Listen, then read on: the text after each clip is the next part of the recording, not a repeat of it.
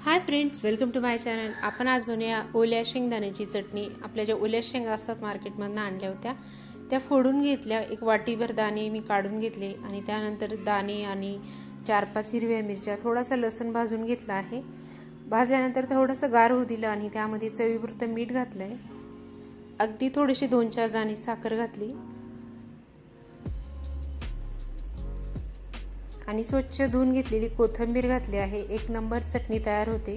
तुम्ही बनवता का मला कमेंट करून सांगा आणि अशा प्रकारे टेस्टी अशी चटणी बनवून बघा।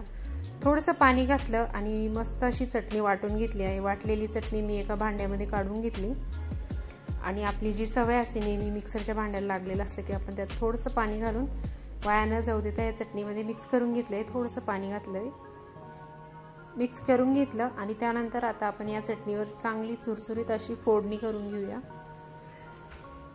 त्यासाठी मी तडका पॅन गॅसवर ठेवला, त्यामध्ये 1 चमचाभर तेल घातलं आहे। तेल चांगलं गरम झालं त्यानंतर त्यामध्ये मोहरी घातली, 1 चमचा जिरे घातलं। चांगली फोडणी तडतडून झाली होती। तयार झालेली फोडणी मी या चटणीवर घालून घेतली। मस्त अशी खमंग फोडणी देऊन झाली होती आणि एकदम छान टेस्टी अशी चटणी तयार झालेली आहे। मिक्स करून घेतली व्यवस्थित। भाकरीबरोबर खाऊ शकता, चपातीबरोबर खाऊ शकता, पराठ्याबरोबर खाऊ शकता। एनी टाइम फेवरेट असलेली ही चटणी तयार आहे। मी आज बनवले होते छोले, भाकरी आणि अशा प्रकारे ओल्या शेंगदाण्याची केलेली चटणी। मस्त असं जेवणाचं ताट तयार झालं आहे। तुम्ही आज जेवणाला काय बनवलं होतं मला कमेंट करून सांगा आणि आपली मस्त अशी चटणी तुम्ही तयार करू शकता। लोणचं सुद्धा ताटामध्ये सर्व केलं आहे।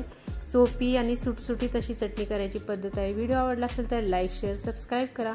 तुमचा अमूल्य वेळ देऊन व्हिडिओ बघितला त्याबद्दल खूप खूप धन्यवाद। परत भेटू आपण नेक्स्ट रेसिपीमध्ये। Thank you so much.